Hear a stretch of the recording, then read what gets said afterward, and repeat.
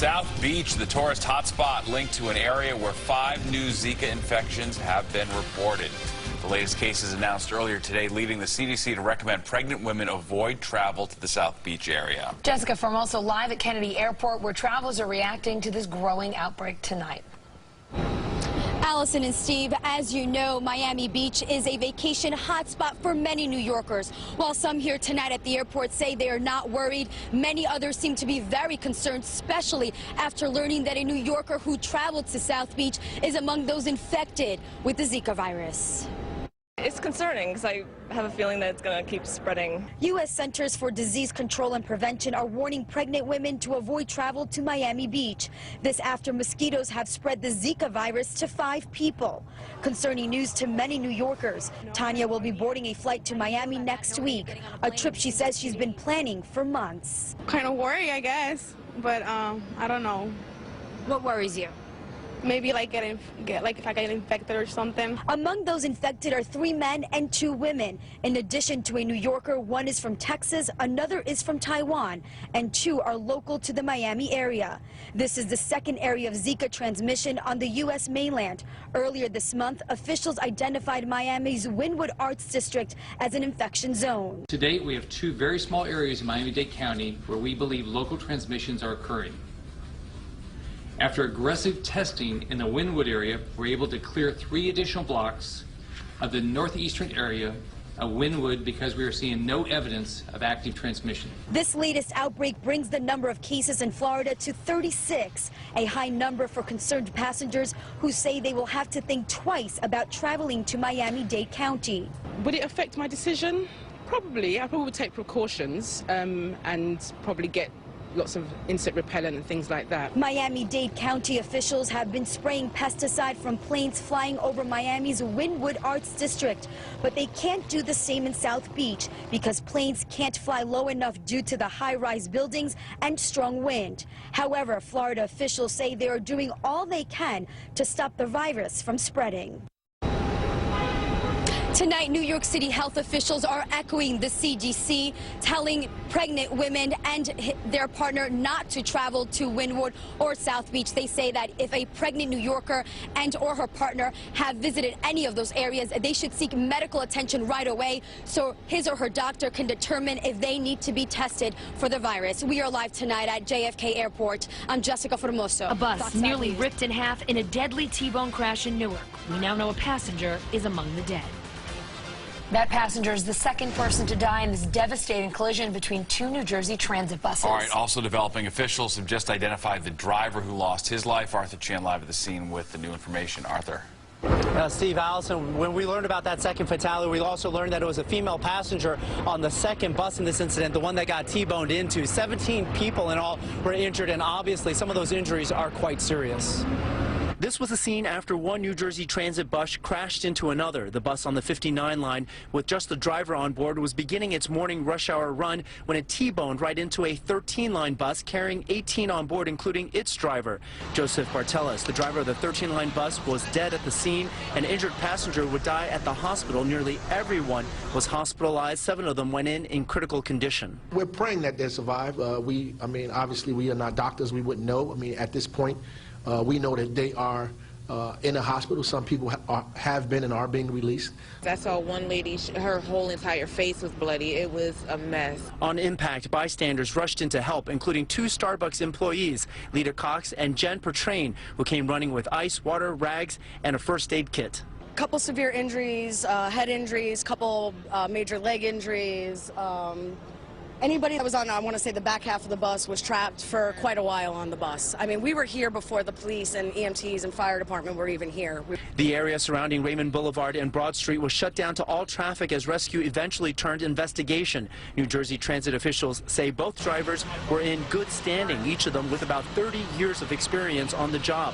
The process for answers will take time, but surveillance cameras may help. A number of things have to be done. There's an examination of any vehicles involved. That's a mechanical examination that takes a while. There's an interview of any witnesses involved, including people involved as passengers, operators in the incident. Now, on social media, some are already laying blame as a result of this incident, but so far there isn't the evidence to do that. As you heard, investigators are still trying to find out if both buses were operating fine mechanically. They also want to find out about the health condition of the bus driver who was killed, whether or not he might have suffered something like a heart attack, which in some cases we've seen can be the cause of this type of an incident. We're live in New York, New Jersey. Arthur Chi on Fox 5. Steve, Allison, back to you guys. All right, thanks, Arthur.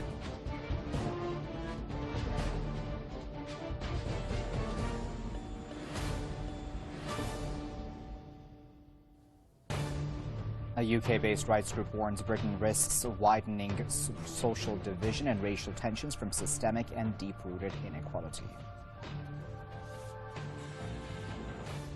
Russian bombers launch a third day of airstrikes against foreign-backed militants in Syria from an Iranian airbase, killing a large number of them.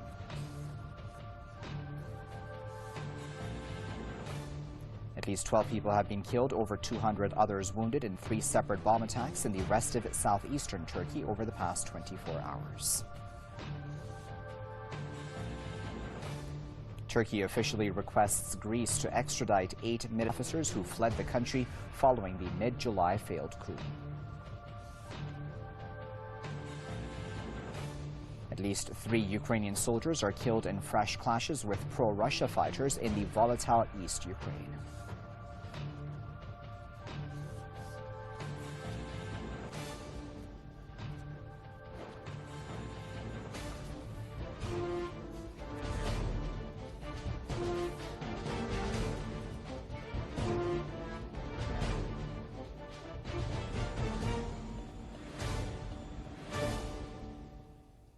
This is Press TV's Top 5. Thanks for joining us. A UK-based watchdog says ethnic minorities face, quote, entrenched and far-reaching inequality in Britain. According to the Equality and Human Rights Commission, the combination of the post-Brexit rise in hate crimes and deep race inequality in Britain is very worrying. The EHRC also says long-term unemployment among 16 to 24-year-olds from ethnic minorities has risen by 49% since 2010, while for white people it has fallen by 2%. The report notes that the job market is also not treating black, Asian, and ethnic minority workers fairly. According to the EHRC, people from minority communities with academic degrees are 2.5 times more likely to remain unemployed than white workers with degrees. The EHRC called on the British government to reduce race inequality in the criminal justice system as well as the education sector.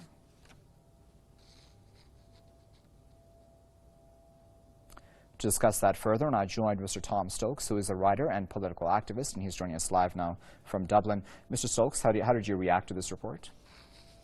Well, I'm not surprised by it. I would add one bit to it, though, that there are very large pockets of Britain where there is also a white minority, a working-class white minority that have, through deindustrialization, have also been very badly marginalized. But that's not to take away from the key points.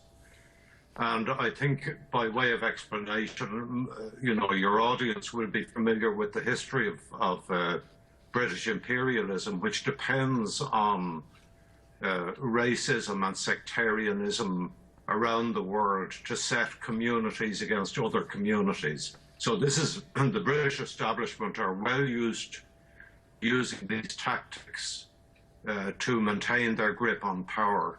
And doing it at home in Britain is no exception to that. The problem is, of course, that with an imperialist history, there are certain values, there are negative values that become internalized in the population at large. But again, that is not to say that in Britain there are not a great many very decent and fair people from the ethnic English community. But it's a product of history. It's something that the establishment in London is not particularly interested in rectifying.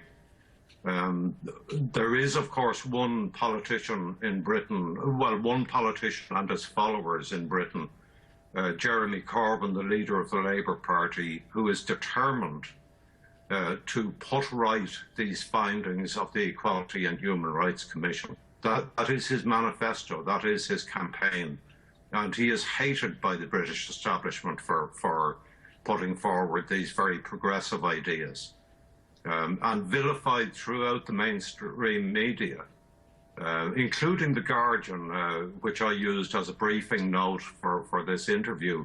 The Guardian newspaper, which describes itself as liberal and progressive, but in actual fact hates Corbyn with the same vehemence as the Daily Mail or the Daily Telegraph, which are Tory newspapers. So there is a solution. If Corbyn could achieve power in Britain, these problems would start to be ameliorated. He is the man for the moment. There's no doubt about that, and he has a very good team of very, very good people around him. Your audience will be familiar, I'm sure, with his stance, for instance, against all of those wars that stretch from Afghanistan through Iran, the Middle East, right across North Africa. He has always taken the anti-war stance on those. And of course, that's another reason for the establishment to hate him.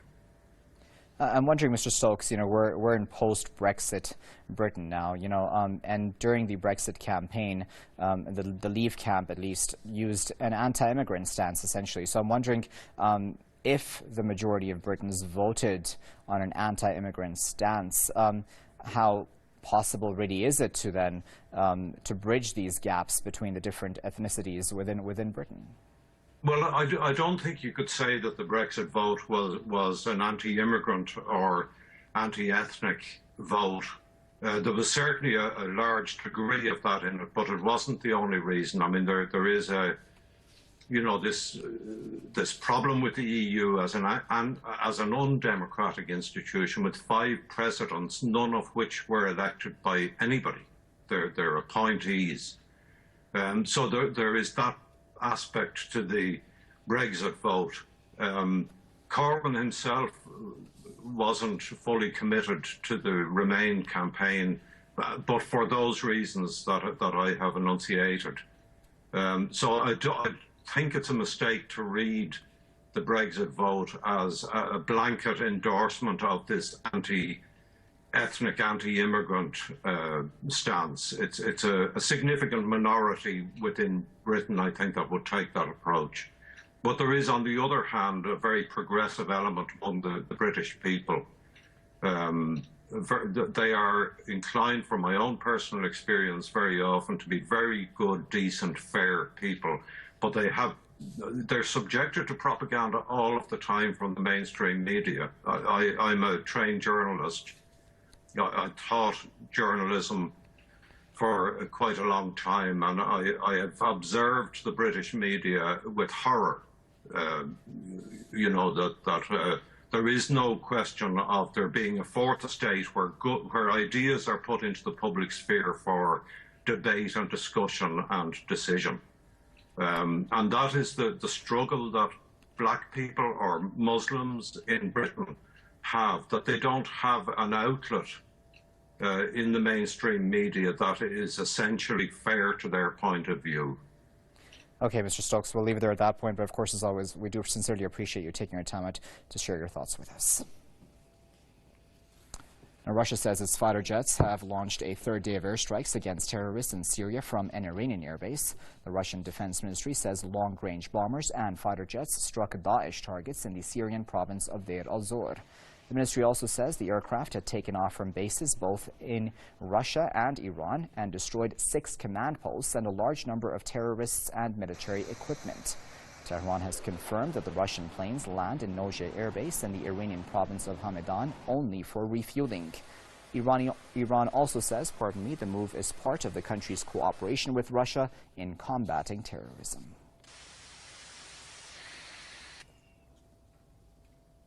Well, to discuss that further, we're now joined by Mr. Dmitry Babich, who is with the Voice of Russia radio station, and he's joining us live now from Moscow.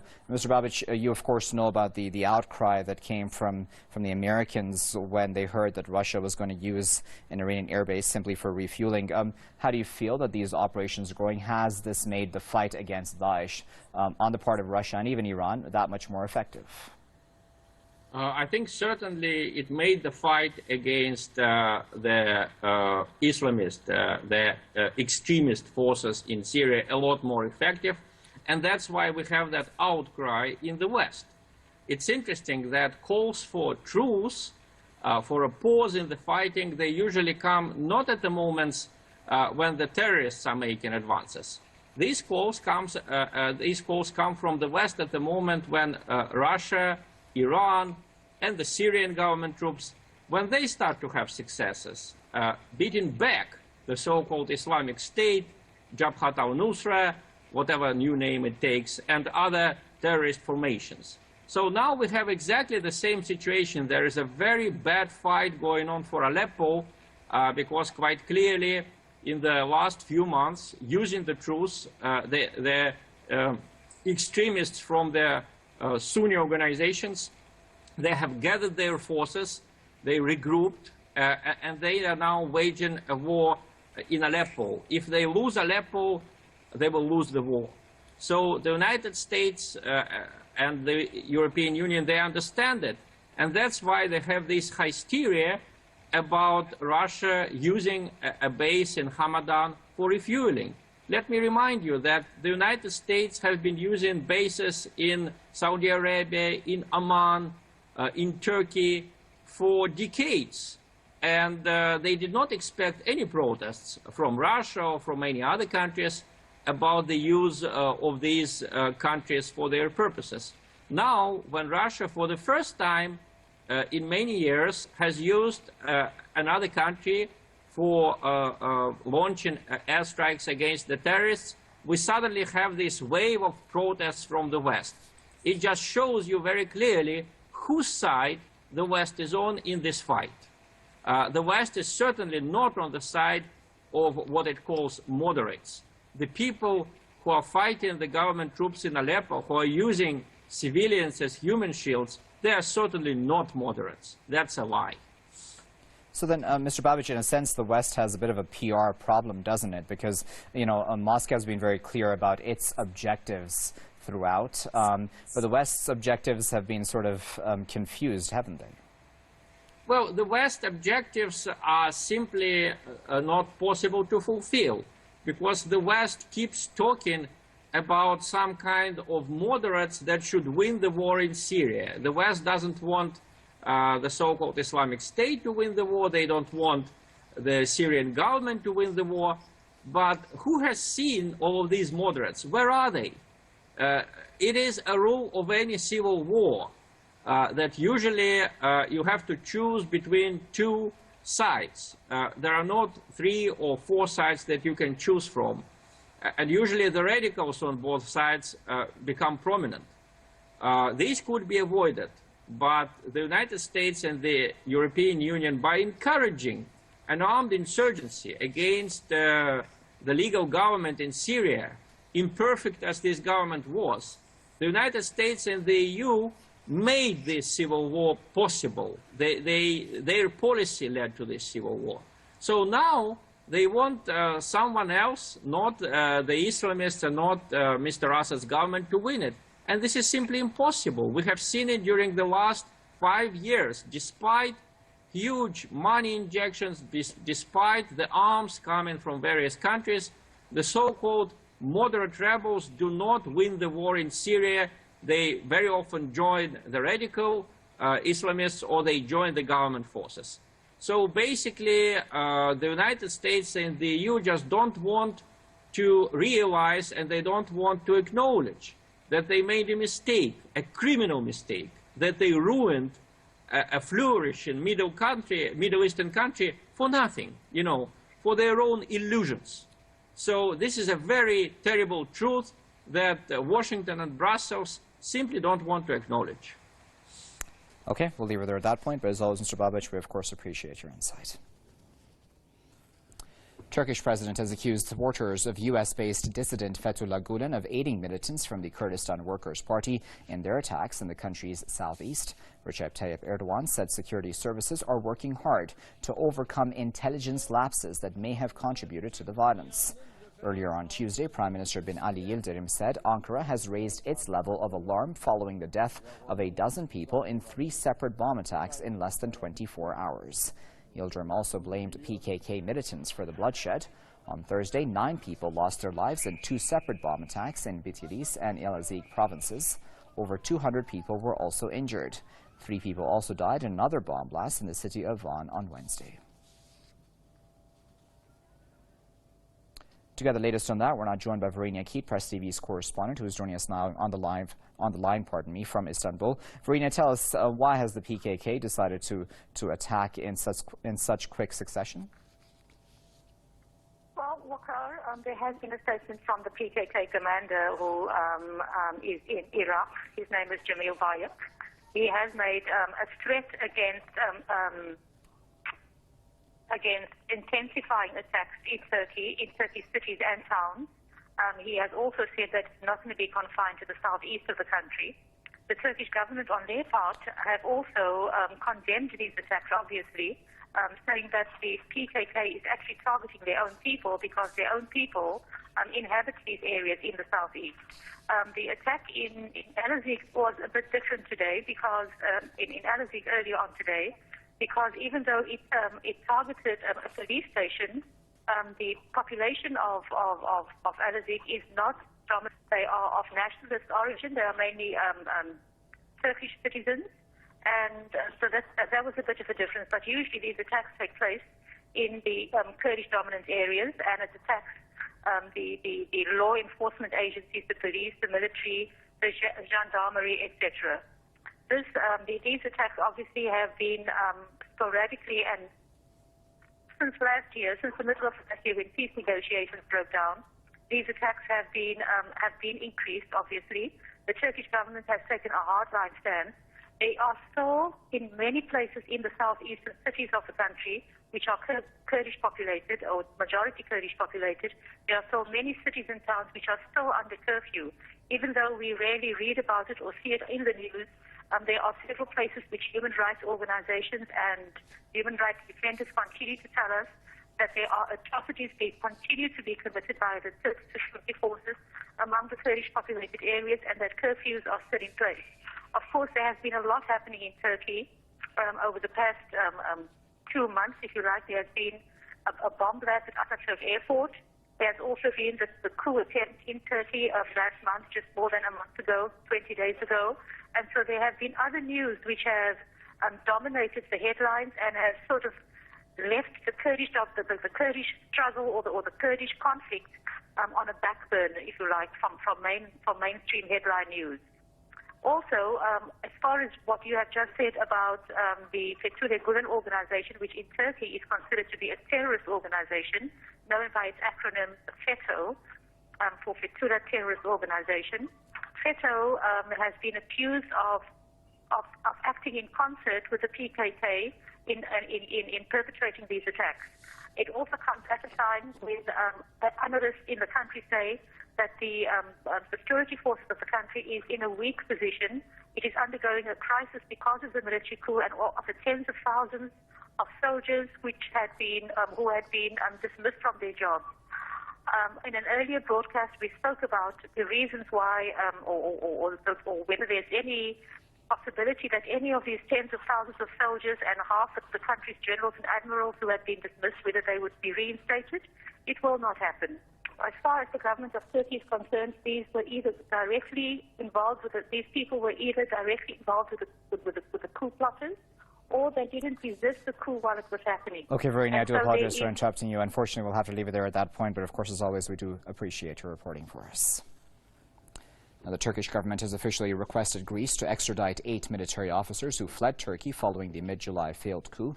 Greek officials say they received Ankara's request on Wednesday. Athens said it forwarded the request to the country's justice minister for further proceedings.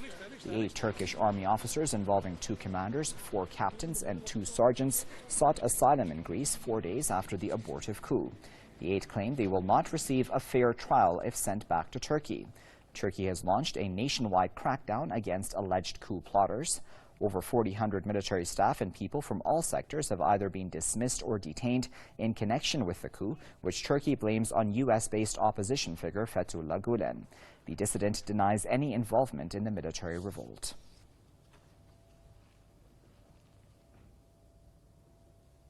Well, to discuss that further, we're now joined by Mr. David Lindorf, who is an investigative journalist, and he's joining us live now via Skype from Philadelphia. Mr. Lindorf, do you think the Greek officials will give in to Turkish pressure?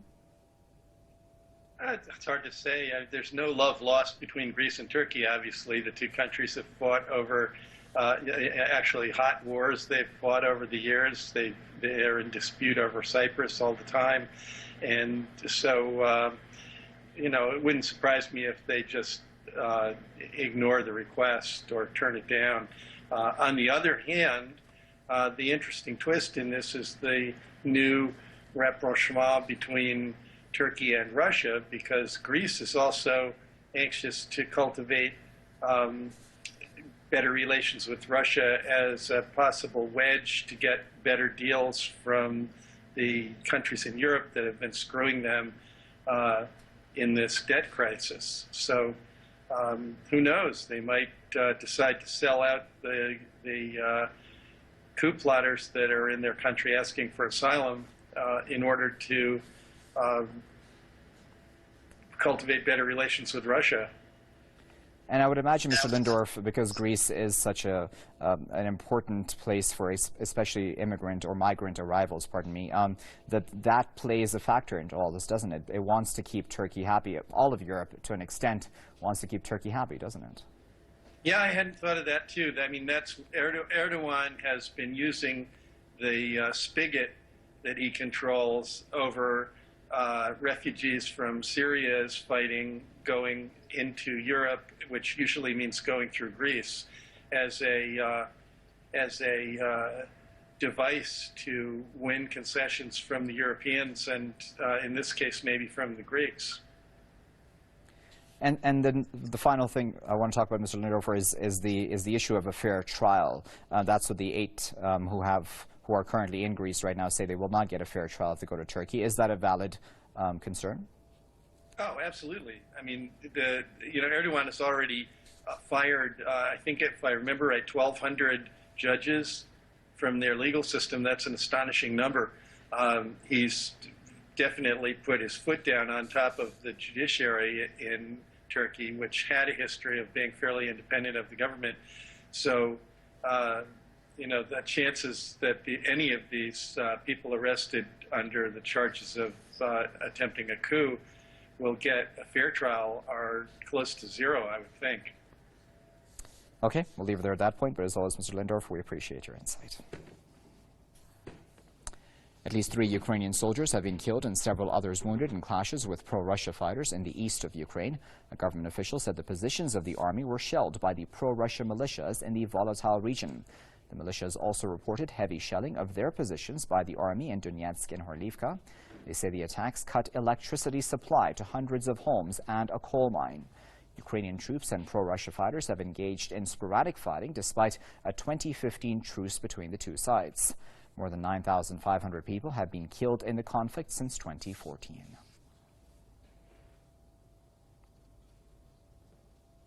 Well, to discuss that further, now joined by Mr. William Jones, who is with the Executive Intelligence Review, and he is joining us now on the line from Leesburg. Mr. Jones, why do we keep seeing this escalation, especially when it comes to East Ukraine? Well, obviously, not all the parties are really moving in the direction of some kind of a regulated solution to the problem. Now, there have been accusations on both sides. In particular, the accusations that Ukrainian troops fired on Russian-speaking forces in East Ukraine. The only way it can be resolved is if the parties who are in part of the Minsk agreement come to some agreement about which direction they want to go. It seems as if there is an intent on the part of Russia as well as on the part of the U.S., and also given the recent visit by the West German foreign minister, that also the Europeans are becoming more and more concerned about this conflict. But everybody is not singing from the same song sheet, even on the U.S. side. The propaganda, the demonization of Vladimir Putin goes on at the same time that Kerry is trying to get an agreement with Lavrov. That's not an easy problem to solve on his part. But if that were the case, that if there were a general agreement between the parties on the outside, you would have the possibility of getting some kind of a lessening of tensions. Also, the Ukrainian government, it's unclear how willing they are to accept a diplomatic solution that would allow a certain amount of autonomy in the eastern region where they didn't have total control. So I think as long as that problem remains, you're going to have the possibility of these outbreaks of violence. We just have under a minute left, Mr. Jones. I'm wondering, is it in NATO's interest, do you think, to resolve the Ukraine crisis? Because, you know, many people say that Ukraine has been used for NATO expansionism. Well, you can't expand NATO. You can't increase the pressure against Russia by sending your troops on the Russian border and thereby increasing the tensions with Russia at the same time that you expect them to come to some kind of agreement. I don't think that Russia is intent on taking over eastern Ukraine. I don't think they're moving in to try and take over the Baltic states. So why don't we take those ideas off the table and begin to talk to the Russians on a reasonable basis? As long as NATO is intent on increasing its defensive operations in Eastern Europe, I think it's going to be very difficult to get a resolution of this Ukrainian problem. People say that it's just the opposite, that they're increasing the tension because there are still problems in terms of East and West Ukraine. I think it's just the opposite, that the movement of forces, NATO forces to the border of Russia, is creating a certain amount of legitimate fear in Russia that NATO has evil intentions against them. And then you're going to have a problem in coming to any agreement on any issue, as long as that's the case. Very well. We'll leave it there at that point, Mr. Jones. But of course, as always, we appreciate you taking your time out to speak to us here at Press TV. And that is all for this edition of Press TV's Top 5. Thanks for watching.